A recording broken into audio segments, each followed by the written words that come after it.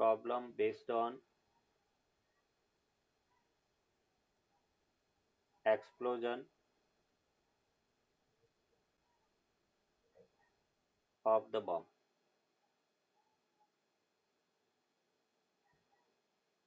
अब यहाँ पे बेटा अपने को ध्यान क्या रखना है कि जब बॉम्ब एक्सप्लोड होता है तो एक्सटर्नल फोर्स जीरो है।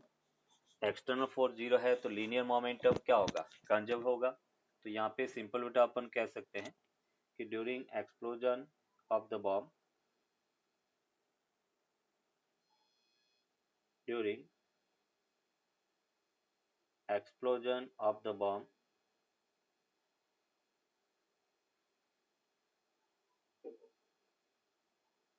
during explosion of the bomb, the linear momentum total linear momentum of the system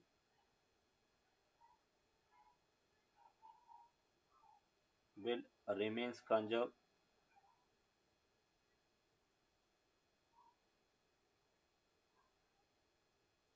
total linear momentum है वो बेटा अपन कह रहे कि कंजर्व रहेगा।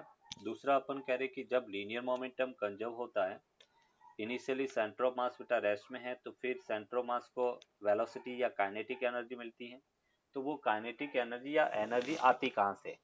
तो अभी अपन कहेंगे कि जब हमने फोर्स अप्लाई नहीं किया तो एनर्जी उसकी बढ़ रही है, तो एनर्जी आई कहाँ से? तो वो अपन कहेंगे कि जो काइनेटिक एनर्जी है वो केमिकल एनर्जी जो बॉम्ब के पास है that turns into mechanical energy.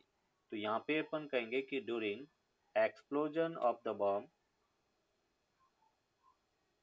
During explosion of the bomb, the total mechanical energy, sorry, total chemical energy,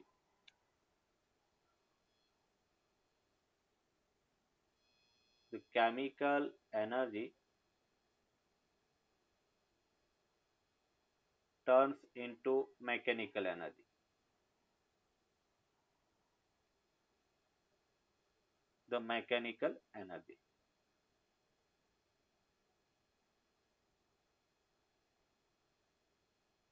chemical energy है वो बेटा मैकेनिकल एनर्जी में टर्न होगी।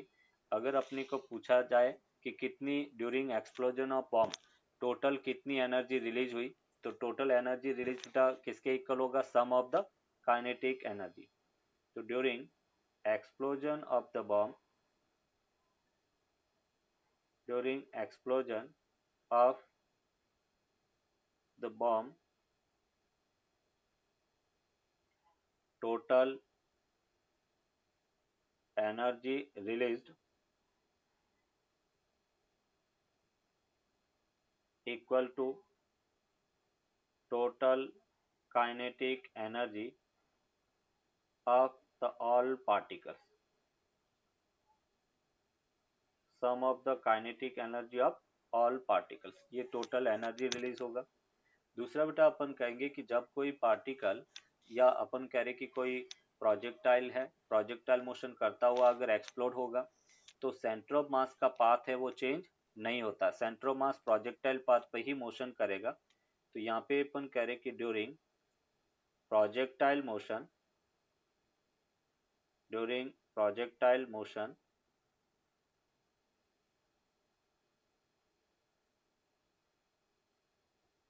if a particle explodes,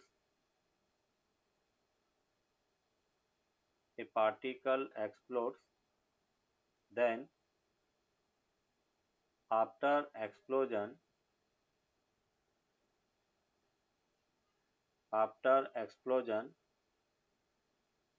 the path of the center of mass remains same. अपन कह रहे कि centre of mass का पाथ है वो बेटा चेंज नहीं होता। देखो कैसे, एक एग्जांपल बेटा अपन एक्सप्लेन करें। ये जैसे अपन कह रहे कि एक टू डायमेंशनल मोशन बेटा एक प्रोजेक्टाइल है, और प्रोजेक्टाइल अपन कह रहे कि एक्सप्लोड हो रहा है। ये इस टाइप से बेटा मोशन कर रहा है। और यहाँ पे अपन कह रहे कि सपोज एक प्रोजेक्टाइल एक्सप्लोर हुआ, एक पार्टिकल सपोज बेटा अपन कह रहे कि यहाँ पे गिर रहा है, दूसरा पार्टिकल यहाँ पे गिर रहा है। तो सेंटर ऑफ मास है वो बेटा अपन कह रहे कि जो इनिशियल पाथ था वही सेंटर ऑफ मास का फाइनल पाथ होगा। सेंटर ऑफ मास अपन कह रहे कि अपना पाथ चेंज नहीं करता है। जैसे सिंगल पार्टिकल होता है तो पार्टिकल कहाँ पे गिरता है बेटा, इस पॉइंट पे गिरता है। तो centre of mass after collision के बाद में भी उसी पॉइंट पर रहेगा जहाँ पे पहला आना चाहिए। तो ये बेटा अपन कह रहे कि explosion problem based on explosion of bomb concept है। अभी अपन इससे रिलेटेड एक एग्जांपल डिस्कस करेंगे। एग्जांपल बेटा अपने पास है,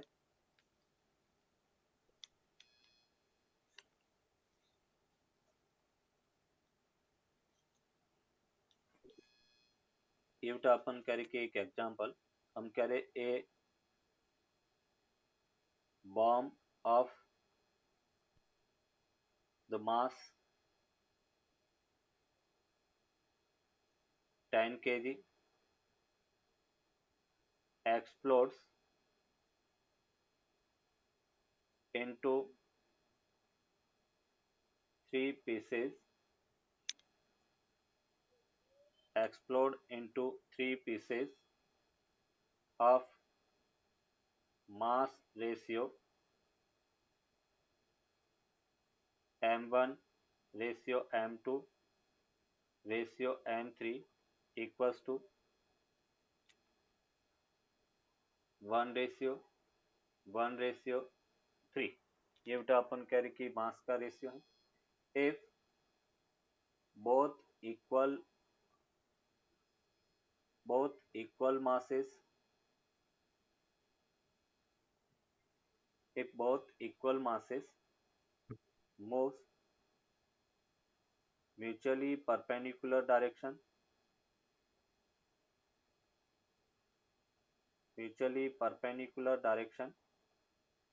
with velocity 10 meter per second, then find the velocity of third particle. तो थर्ड पार्टिकल से उसकी वेलोसिटी क्या है वो बेटा अपने को फाइंड करना। ये क्वेश्चन है। बॉम्ब का मास बेटा 10 kg है और वो 3 पार्ट में एक्सप्लोड होता है जिसका मास रेशियो 1:1:3 है।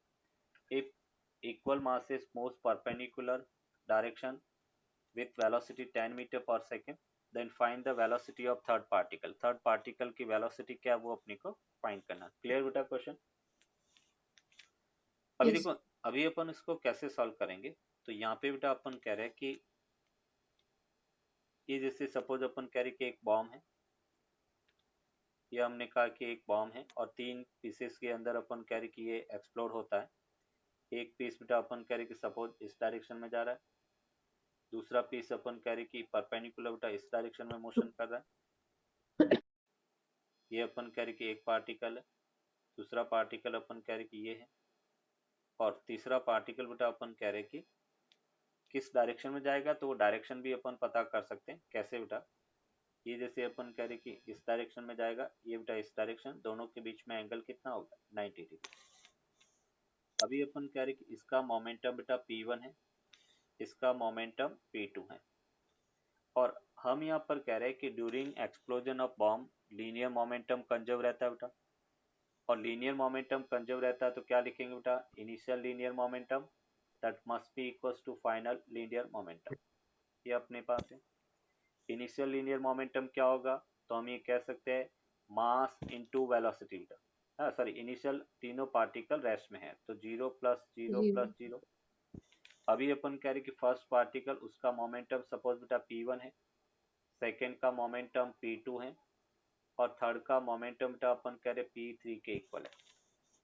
और यहाँ पे अपन कह रहे कि अगर P3 का मोमेंटम अपने को फाइंड करना तो हम ये कह सकते हैं minus of P1 vector plus P2 vector के इक्वल होगा। इसका मतलब हम कह रहे कि P1 और P2 का बेटा लीनियर मोमेंटम इस डायरेक्शन में होगा एंगल बाई सेक्टर पर, क्योंकि दोनों जो वेक्टर है वो इक्वल है। P1 + P2 angle by sector पे होगा। तो जो थर्ड पार्टिकल है वो अपन कह रहे कि इसके ऑपोजिट बेटा मूव करेगा, थर्ड पार्टिकल कुछ इस डायरेक्शन में जाएगा। ये अपन कह रहे कि थर्ड पार्टिकल जिसका मास अपन कह रहे कि 3m है ना। अभी अपन कह रहे कि जैसे इसका मास बेटा अपन कह रहे कि m है, 1:1:3 है, इसका मास m है, तो इसका मास बेटा 3m के इक्वल होगा, ये हमने एज्यूम कर लिया। और ये अपन कह रहे कि सपोज इस डायरेक्शन में v3 से जा रहा है। तो अभी बेटा अपन कह रहे कि मुझे इसका मैग्नीट्यूड अगर फाइंड करना है, p3 का मैग्नीट्यूड था, तो p3 का मैग्नीट्यूड कैसे फाइंड करेंगे? तो मैं ये कह सकता हूँ p3 equals to resultant of p1 plus p2 बेटा। और दो वेक्टर के रिजल्टेंट का क्या वैल्यू होता है बेटा? रिजल्टेंट की वैल्यू क्या होता है? ए वेक्टर प्लस बी वेक्टर। और ए वेक्टर प्लस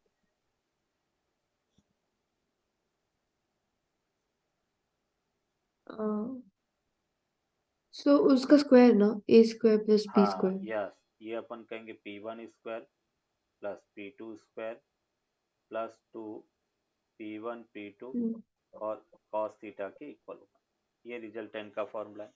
यहाँ पे थीटा कितना है? 90 डिग्री है। और p1 और p2 बेटा दोनों इक्वल है, तो मैं ये कह सकता हूँ p1 square plus p2 square, और ये बेटा अपने को √2 p1 के इक्वल होगा, है ना। p1 p2 इक्वल है, मास इक्वल है, स्पीड भी इक्वल। और p3 को बेटा मोमेंटम क्या होगा?